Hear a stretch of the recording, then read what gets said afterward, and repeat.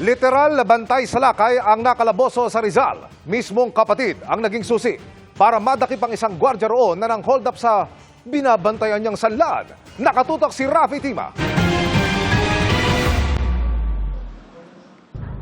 Matapos ang isang linggong pagtatago, sumuko ang suspect sa pang-hold up ng isang pawn shop sa Rodriguez, Rizal. Ang nakababahala, ang suspect ay isang security guard at ang kanyang tinarget, ang mismong pawn shop na kanyang binabantayan.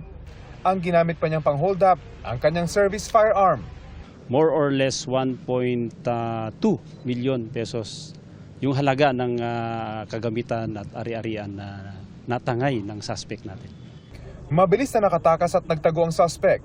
Pero nakipagtulungan naman daw agad ang security agency ng suspect, kaya agad nilang nakuha ang detalye nito. Na-profile namin at may kapatid pala tong pulis din. So kinontak namin doon.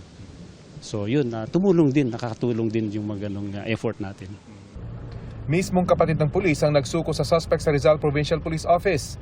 Ang kanyang mga ninakaw, nasa proseso na raw ng pag-recover ang mga pulisya.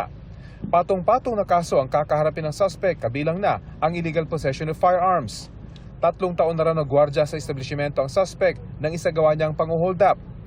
Payo ng pulisya sa mga establishmento, huwag ipagwalang bahala ang pagkuha ng gwardya dahil baka maging bantay sa lakay lang ito.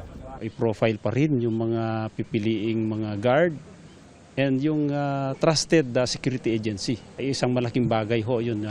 I-coordinate palagi sa police pag may mga na-deploy na guard to the nearest police station.